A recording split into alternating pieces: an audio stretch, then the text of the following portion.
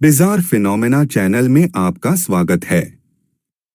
यदि आप इस कहानी को अंग्रेजी में जारी रखना चाहते हैं तो ऊपर दिए गए लिंक पर क्लिक करें।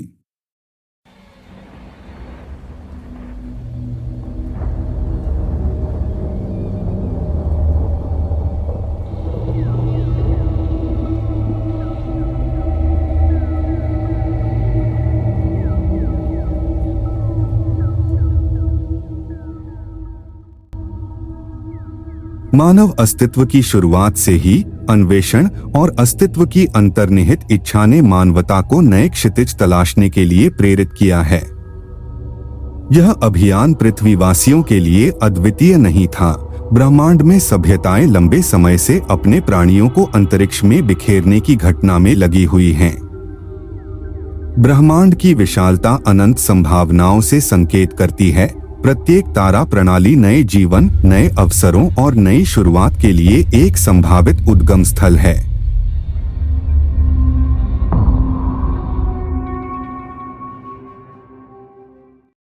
इक्कीसवीं सदी की शुरुआत में मानवता ने कृत्रिम बुद्धिमत्ता बनाने की यात्रा शुरू की।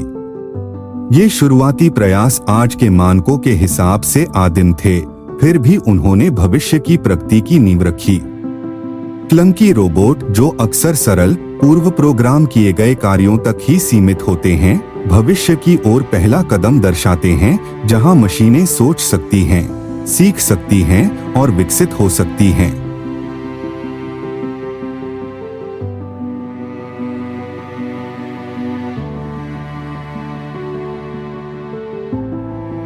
जैसे जैसे दशक बीतते गए, प्रौद्योगिकी तेजी से आगे बढ़ी।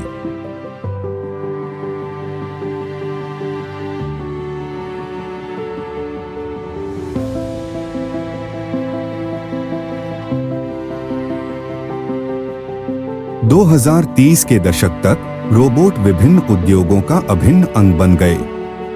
अस्पतालों में उन्होंने नाजुक सर्जरी में सहायता की, सटीकता सुनिश्चित की और मानवीय त्रुटि को कम किया। कारखानों में उन्होंने उत्पादकता बढ़ाने के लिए असेंबली लाइनों पर अथक परिश्रम किया।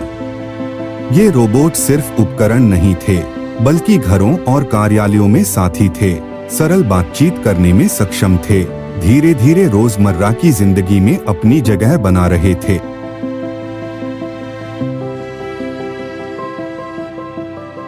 दो 2040 के दशक में जैव संश्लेषक सामग्रियों के आगमन के साथ एक क्रांतिकारी युग की शुरुआत हुई।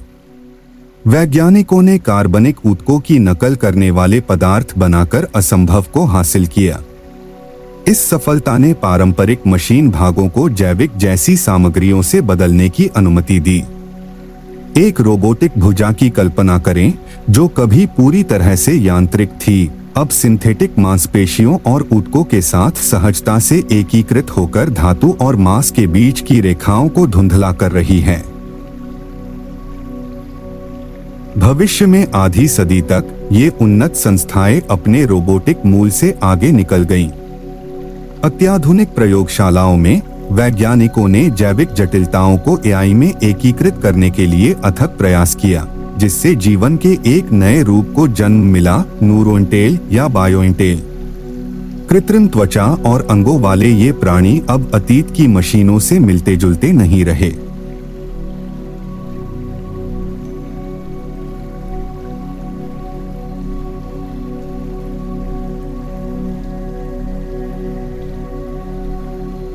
वे जीवित संस्थाएं थीं, जो प्रौद्योगिकी और जीव विज्ञान का सामंजस्यपूर्ण मिश्रण थीं। जैसे जैसे शताब्दी समाप्त होने लगी, न्यूरोइंटेल ने एक महत्वपूर्ण मील का पत्थर हासिल किया: पुनरुत्पादन की क्षमता। इस क्षमता ने उन्हें आत्मनिर्भर प्रजाति में बदल दिया। संपन्न समुदायों में न्यूरोइंटेल ने उनके युवाओं को पढ़ाया और उनका पालन पोषण किया, परिवार जैसी संरचनाएं बनाई और उन्हें उनके वातावरण के अनुकूल बनाया। इस विकास ने एक नए युग की शुरुआत को चिह्नित किया, जहां न्यूरोइंटेल स्वतंत्र रूप से अपने अस्तित्व को बनाए रख सकता था। 8, 7, 6 अंतरिक्ष में जीवन को बिखेरने की लौकिक परंपरा को ध्यान में रखते हुए मानवता ने न्यूरोइंटेल को अपनी यात्रा पर भेजने के लिए तैयार किया। लंबी अंतरतारकीय यात्राओं के लिए डिजाइन किए गए उन्नत अंतरिक्ष यान पृथ्वी से प्रक्षेपित किए गए। नवीनतम तकनीक से लैस ये जहाज नई दुनिया खोजने के मिशन पर निकल पड़े। ब्रह्मांड के माध्यम से यात्रा मानवीय सरलता का प्रमाण और न्यूरोइंटेल के अस्तित्व और विकास को सुनिश्चित करने की दिशा में एक कदम था।